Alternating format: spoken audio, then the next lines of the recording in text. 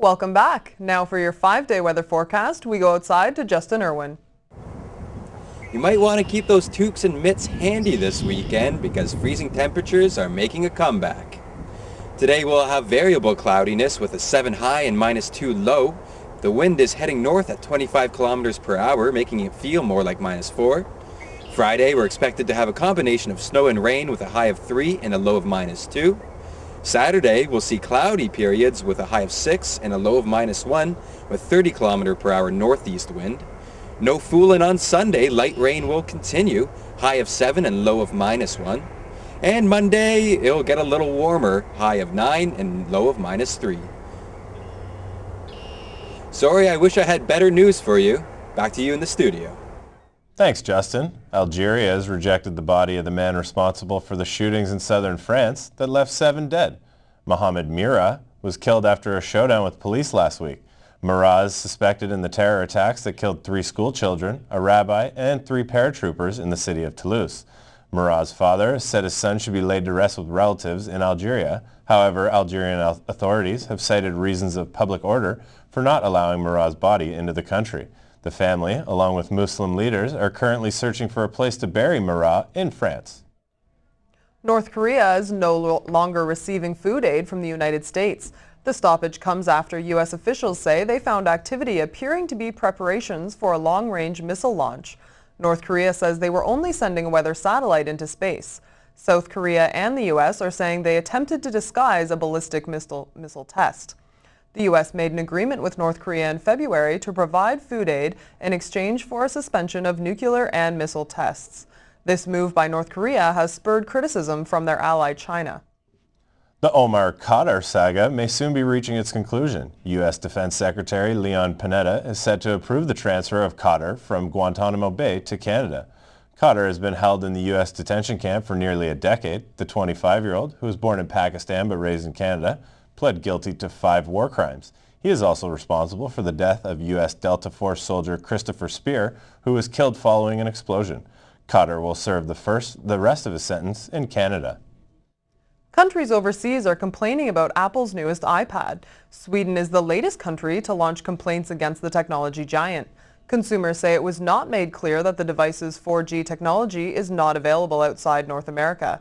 Customers in Australia voiced displeasure with the new iPad earlier this week. In return, Apple has offered refunds to Australians who bought the device. The company's fine print does point out the device will only work on a 4G network in North America.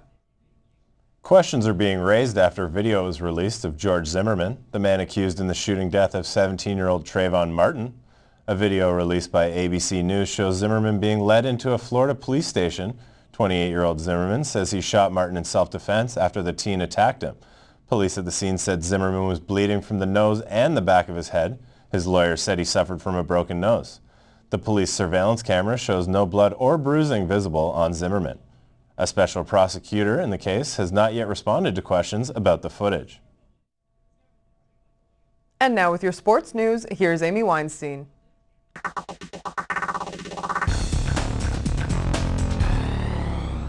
Breaking news out of Montreal, Canadiens general manager Pierre Gauthier has been sacked. The announcement does not come as a surprise, as Gauthier has been under fire from Habs fans for making poor decisions both in terms of players and personnel. So far, no replacement has been named, although Quebec Remparts coach and Montreal legend Patrick Roy has been linked to the job. And in other NHL news, there were 4 Canadian teams in action last night. Winnipeg lost to the New York Rangers 4-2. Calgary was shut out by the LA Kings 3-0. Edmonton lost to Dallas 3-1, and Vancouver shut out Colorado with a score of 1-0. In soccer news, last night's Toronto FC game ended in a scuffle when Santos forward Darwin Quintero headbutted Toronto defender Ashton Morgan right between the eyes.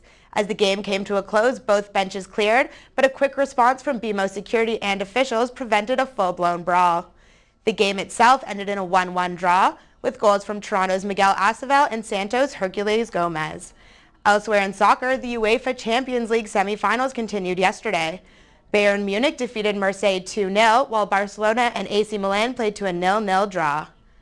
On the hardwood, the Raptors took on the Denver Nuggets, beating them 105-96. The win was especially surprising considering the makeshift defense line by coach Dwayne Casey. Toronto forward Andrea Bargnani led the Raps in scoring with 26 points. Canadian skating duo Scott Moir and Tessa Virtue are taking steps towards reclaiming their world title. The pair won gold at yesterday's short dance program, edging out American rivals and training partners Meryl Davis and Charlie White. The fight for the world title continues tomorrow in Nice, France. And Major League Baseball continued in Tokyo this morning, where the Oakland A's took the second game of the series with a 4-1 win.